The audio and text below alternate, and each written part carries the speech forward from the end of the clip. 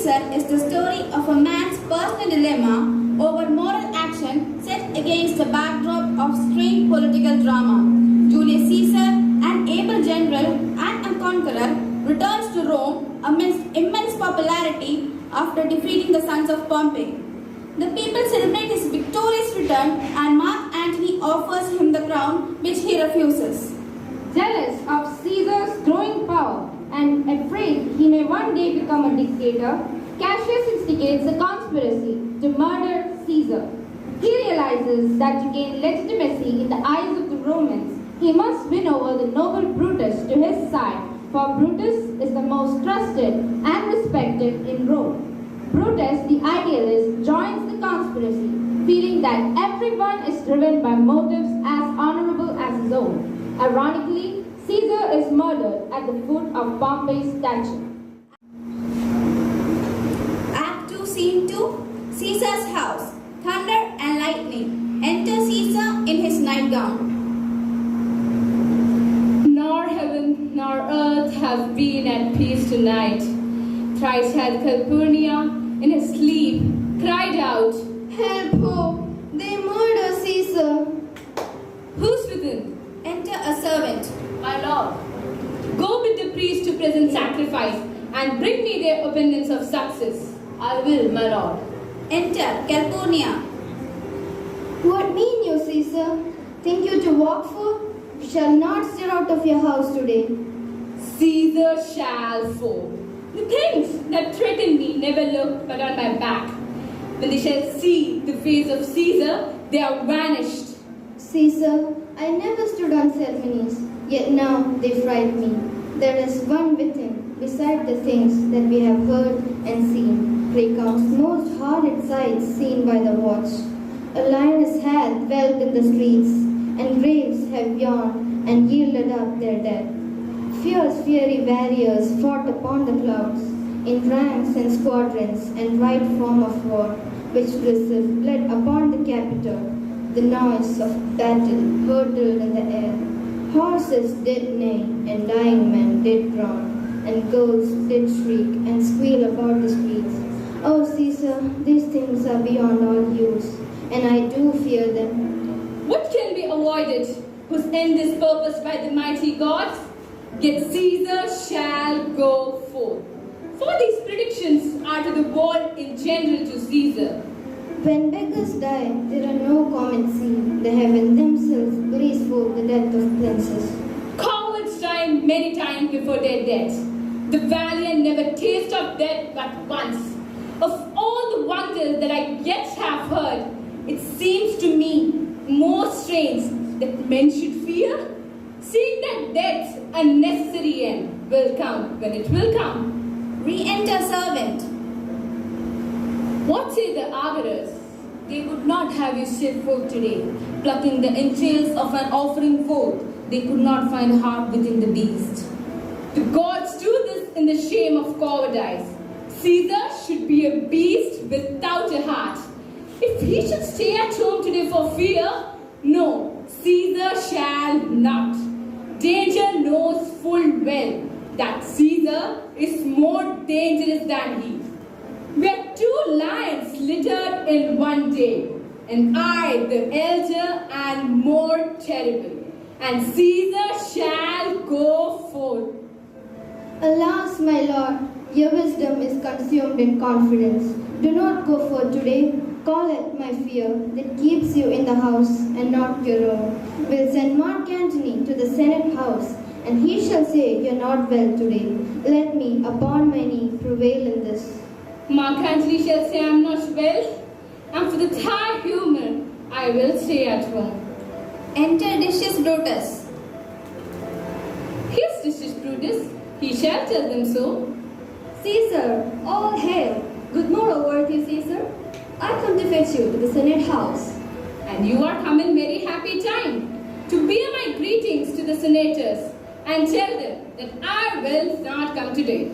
Cannot is false, and that I dare not is falser. I will not come today. Tell them, Sir Decius.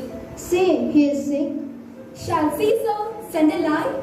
Have I in contest stretch mine arm so far to be afraid to tell the greybeards the truth? Decius, go tell them, Caesar will not come. Most mighty Caesar, let me know some cause, lest I be laughed at when I tell them so. Calpurnia here, my wife, stays me at home. She dreamt tonight. She saw my statue, which, like a fountain with 100 spouts, did run pure blood. And many lusty Romans came smiling, and did bathe their hands in it. And these does she apply for warnings and portents, and evils imminent, and on her knee had begged that I will stay at home today. This grief is all I misinterpreted. It was a vision, fair and fortunate. Your statue's point blank in many pipes, in which so many smiling Romans bathed, signifies that from you, great Rome shall suck reviving blood, and that great men shall press for tinctures, stains, billets, and cognizance. This, by Calpurnia's street, is signified. And this way have you well expounded it. I have, when you have heard what I can say. And knowing now, the Senate have concluded to give this day a crown to mighty Caesar. If you shall send them word you will not come, their minds may change. How foolish do your fears seem now, Calpurnia? I am ashamed I did ill to them. Give me my robe, for I will go. Exit. Rome before the Capitol, the Senate sitting above. Flourish. Enter Caesar, Brutus, Cassius, Casca, Decius Brutus, Metellus Cimber, and Cinna. Are we all ready? What is now amiss that Caesar and his Senate must redress? Most high, most mighty, and most peasant Caesar, Metellus Cimber throws before thy seal, and humble heart. I must warn thee, Cimber. These couchings and these lowly courtesies might fire the blood of ordinary men, and turn preordinance and first degree into the law of children. Thy brother by degree is banished. If thou dost bend and pray and fawn for him, I spurn thee like a cur out of my way. No, Caesar doth not wrong, nor without cause will he be satisfied. Is there no voice more worthy than my own to sound more sweetly in great Caesar's ear for the repealing of my banished brother? I kiss thy hand, but not in flattery, Caesar, desiring thee that Publius Cimber may have an immediate freedom of repeal. What, Brutus? Pardon, Caesar, Caesar pardon. As low as to die for, doth Cassius fall, to beg enfranchisement for Publius Cimber. I could be well moved if I were as you. If I could pray to move, prayers would move me. But I am constant as the northern star, of whose true, fixed, and resting quality there is no fellow in the firmament. I was constant. Cimber should be banished, and constant do remain to keep him so. Speak hands for me. Casca first, then the other conspirators and Brutus stabbed Caesar. Et tu, Brute, then fall Caesar. Liberty, freedom, tyranny is dead. Run hence, proclaim, cry it about the streets. Sung to the common pulpits and cried out, liberty, freedom, and enfranchisement. But here comes Antony. Enter Antony. Welcome, Mark Antony. O mighty Caesar, dost thou lie so low? Are all thy conquests, glories, triumphs, spoils shrunk to this little measure? Fare thee well. I know not, gentlemen, what you intend. Who else must be let blood? Who else is rank? If for myself, there is no hour so fit as Caesar's death hour. No instrument of half that worth as those your swords, made rich with the most noble blood of all this world. I do beseech you, if you bear me hard, now, whilst your purpled hands do reek and smoke, fulfill your pleasure. Live 1,000 years, I shall not find find myself so apt to die. No place will please me so, no need of death, as here by Caesar and by you cut off, the choice and master spirits of this age. Oh, Antony, beg not your death of us, though now we must appear bloody and cruel, yet see you but our hands. And this bleeding business they have done, our hearts you see not, they are pitiful, and pity to the general wrong of Rome. As fire drives out fire, so pity, pity. Your voice shall be as strong as any man's in the disposing of new dignities. I doubt not of your wisdom. Let each man render me his bloody hand. Gentlemen, all, alas, what shall I say? My credit now stands on such slippery ground that one of two bad ways you must consight me, either a coward or a flatterer. That I did love thee, Caesar, oh, 'tis true. If then thy spirit look upon us now, shall it not grieve thee dearer than thy death? To see thy Antony making his peace, shaking the bloody fingers of thy foes, most noble in the presence of thy cause. Mark Antony, Pardon me, Caius Cassius. The enemies of Caesar shall say this. Then, in a friend, it is called modesty. I blame you not for praising Caesar so, but what combat mean you to have with us? Will you be pricked in number of our friends, or shall we yawn and not depend on you? Therefore, I took your hands, but was indeed swayed from the point by looking down on Caesar. Friends am I with you all, and love you all, upon this hope that you shall give me reasons why and wherein Caesar was dangerous.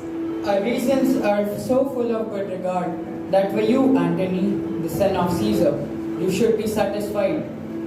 That's all I seek, and am more of a suitor that I may produce his body to the marketplace, and in the pulpit, as becomes a friend, speak in the order of his funeral. You shall, Mark Antony. Brutus, a word with you. Aside to Brutus. You know not what you do? Do not consent that Antony speak in his funeral.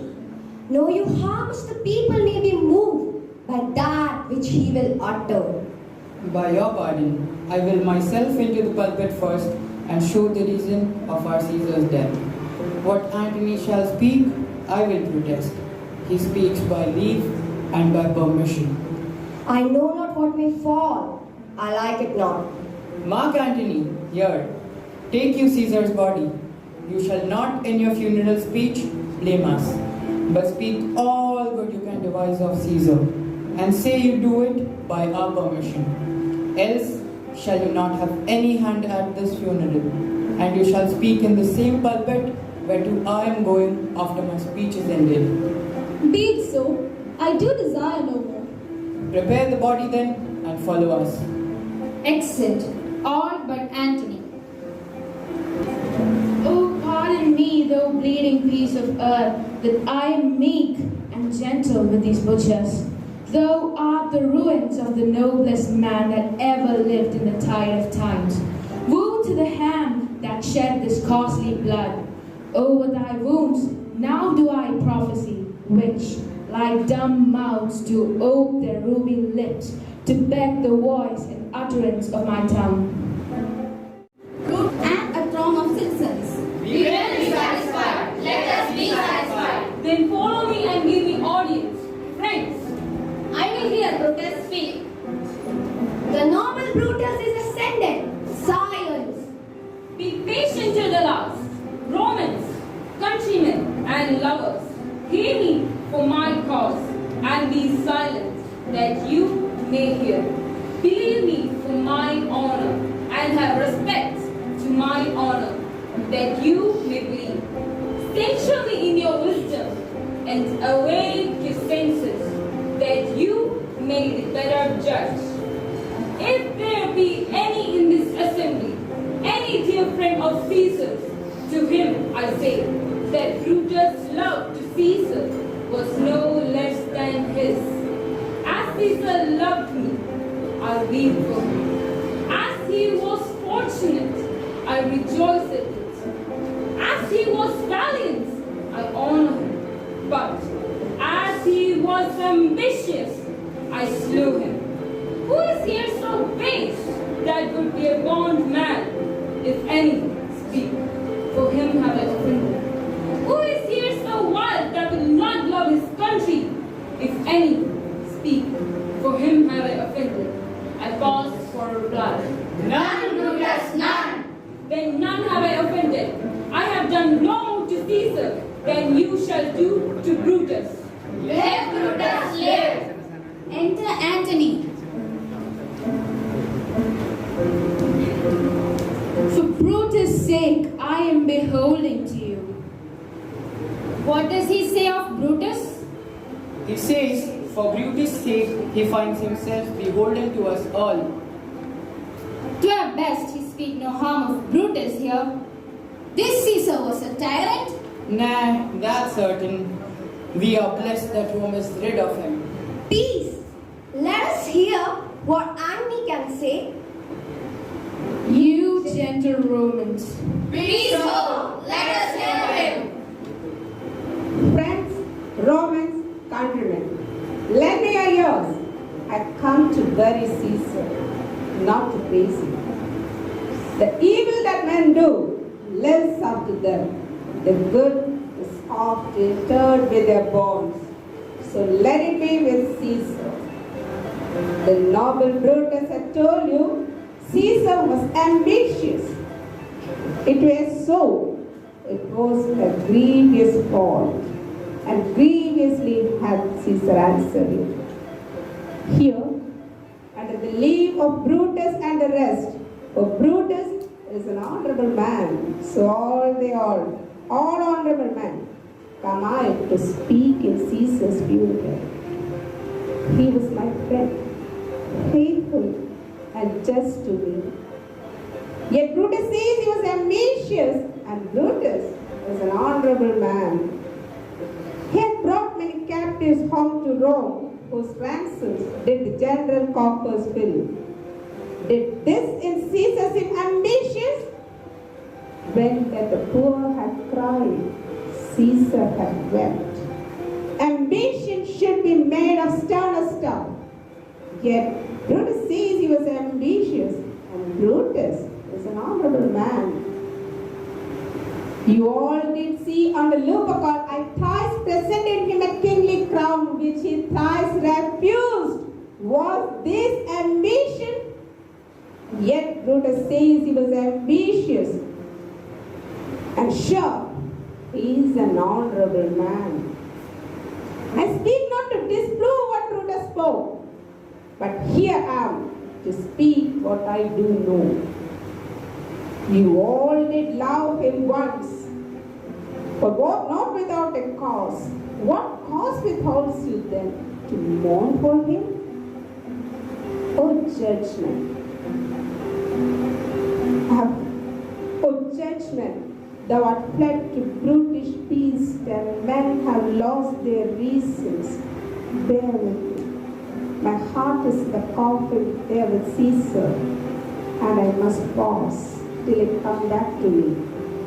Methinks there is much reason in his sayings. If thou consider rightly of the matter, Caesar has had great wrong. Has he, masters? I fear there will a worse come in his place. Mark be his words, he would not take the crown. Therefore, certain he was not ambitious. If it be found so, some will dare abide it. Poor soul, his eyes are red as fire with weeping. There is not a nobler man in Rome than Antony. Now mark him, he begins again to speak. but yesterday the word of Caesar might have stood against the world. Now lies he there, and none so poor to do him reverence. O masters, if I were disposed to stir your hearts and minds to mutiny and rage. I should do Brutus wrong and Cassius wrong, who you all know are honorable men. I will not do them wrong. I rather choose to wrong the dead, to wrong myself and you, than I will wrong such honorable men. But here's a parchment with the seal of Caesar. I found it in his closet. It is his will. Let but the commons hear this testament, which, pardon me, I do not mean to read. And they would go and kiss dead Caesar's womb and dip their napkins in his sacred blood. We'll hear the will. Read it, Mark Antony. The will. We will hear Caesar's will. Have patience, gentle friends. I must not read it. It is not meet, how Caesar loved you. You are not wood, you are not stones, but men, and being men, hearing the will of Caesar, it will inflame you, it will make you mad. 'Tis good, no, not that you are his heirs. For if you should, oh, what would come of it? Read the will. We'll hear it, Antony. You shall read us the will. Caesar's will. Will you be patient? Will you stay a while?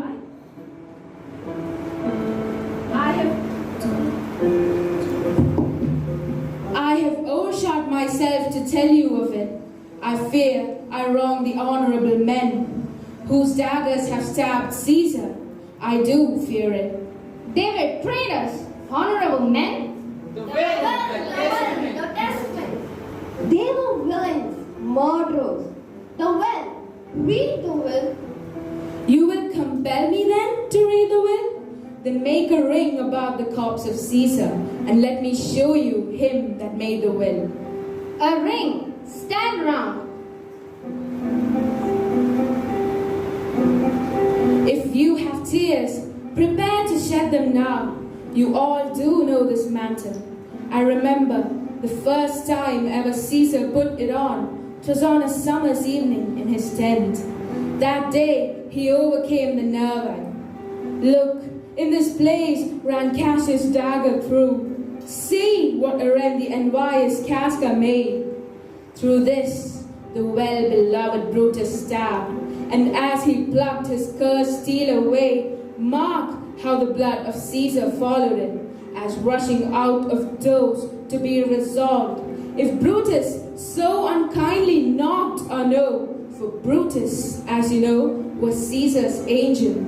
Judge, O ye gods, how dearly Caesar loved him. This was the most unkindest cut of all, for when the noble Caesar saw him stabbed, ingratitude, more strong than traitor's arm, quite vanquished him, then burst his mighty heart, and in his mantle, muffling up his face, even at the base of Pompey's statue, which all the while ran blood, great Caesar fell. Oh, piteous spectacle! Oh, noble Caesar! Oh, woeful day! Oh, traitors, villains! Oh, most bloody sight! We will be revenged. Revenge, bow, sea, burn, fire, kill, slay. Let not a traitor live. Stay, countrymen. Peace there! Hear the noble Antony. We'll hear him. We'll follow him. We'll die with him. Good friends, sweet friends, let me not stir you up to such a sudden flood of mutiny. They that have done this deed are honorable.